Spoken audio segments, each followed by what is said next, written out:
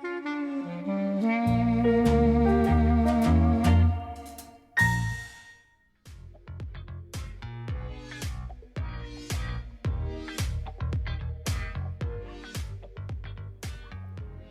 back. As I mentioned, we have Eileen Paulin here on behalf of Media and Communications. Well, welcome. We don't ever get to see you. Good morning, Lisa. Well, we are behind the scenes an awful lot, but well, you're doing a lot of stuff, and obviously we've got to cover a few things. So thank you so much for being here. Thank you.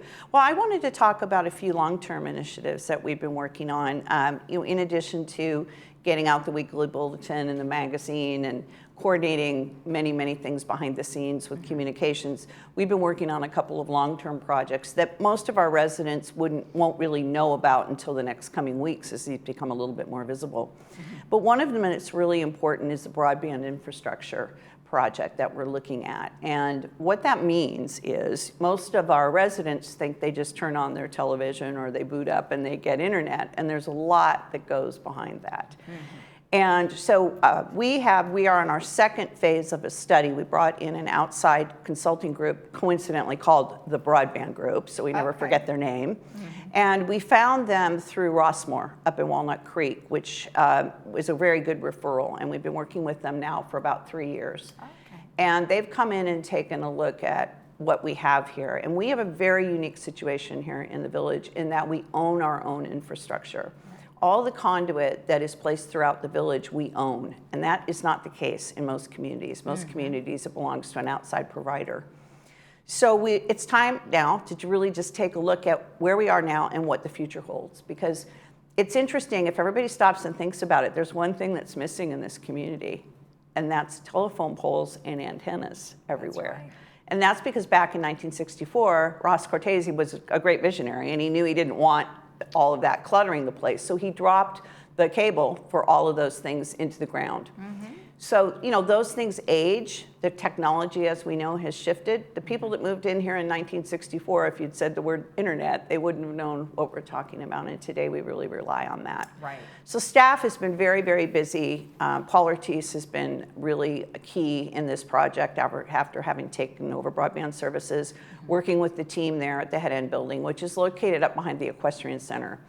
And we had our first meeting of our ad hoc committee last week, and we took those folks up there to take a really good look at the Head End. And I think most of them, not all, some have good background in this, but others their heads were spinning because they realized they had no idea what goes into, making sure that you get what you want when you turn on your television or your internet. So we've started, and we are going to be officially receiving the second large report from Broadband Group this week. And this ad hoc committee, which we might want to take a look at the folks that are on that committee, just so that people know. These ad hoc committees are combined of members of all of the boards. So we have 3 members of GRF. Obviously, the chair, the way this works is the chair of the Media and Communications Committee oversees any ad hoc that's formed under the Media and Communications Committee. So in this case, it's Joan Milliman. And then we have two board members from GRF, 2 from United, 2 from Third, and then staff. So we are going to be on a regular schedule and really rolling up our shirt sleeves, staff's job is to try to inform these directors so that they feel very comfortable making a recommendation to GRF as to what type of investment makes the most sense for the village in the future. Well, could you give us a little idea of what some of the recommendations have been? I mean, obviously you alluded to infrastructure. Of course, technology has changed so much. Correct. Kind of what are some of the things that you're concerned about going forward? Well, we have to take a look at, for one thing, cable television, I'm sorry to tell everybody, is going away. And it's dying a faster death than most people had anticipated. The pandemic had a lot to do with that. But the costs that we're paying for programming for our residents here in the village are going up very fast. I mean, in some case, 25%. Wow. And of course, people are very concerned about keeping costs down.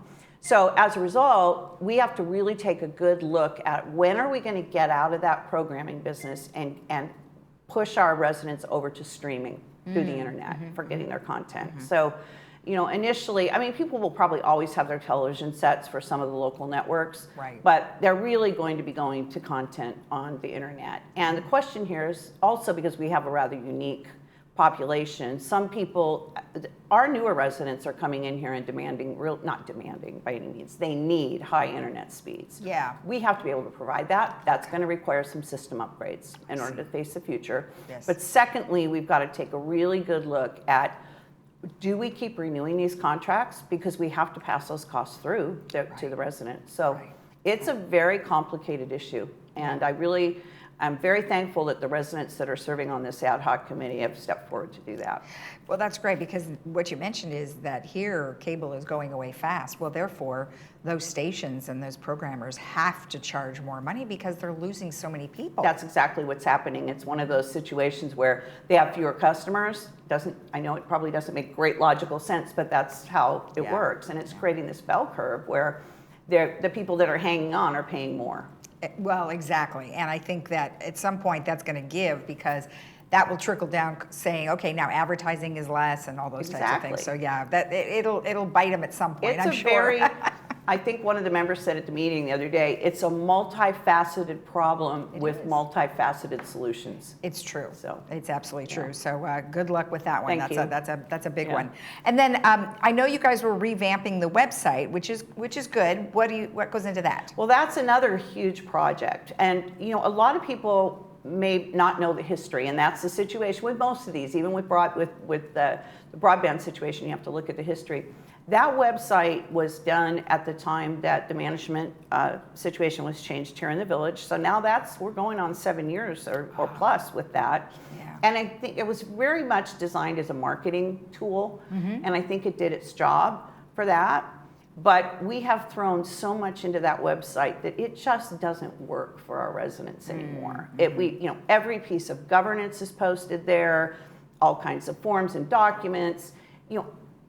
The bottom line is anything you need is on there, but how in the world do you find it? Yes. Because it's just become this, I don't know, octopus with many crazy arms that need to be tamed. So one of the first things that we're doing with that is obviously we have an ad hoc committee for that as well, and that group has we're meeting now, for about a couple of months. And we've identified 9 vendors, and we're ready to send out a request for a proposal to those vendors. And the next thing is going to be getting our residents involved. Once we have the wireframes and everything's ready to go, we're going to be asking people to come in and test this with us. Oh, that's a great idea. We'll be giving them questions like, can you find, Yeah. what hours is Clubhouse 1 open, or those types of things, and really making sure it's very user-friendly. I think that's a great idea, because how else would you know if someone can actually use the website if you don't do that, which is great. I mean, So we look at it all the time because of all the things we do. But when you do send people to a certain area, you do want them to be able to find it fast. And we're also going to be including some security situations. There's an awful lot of information on that website that really should be for residents only. It should be behind a sign-in portal.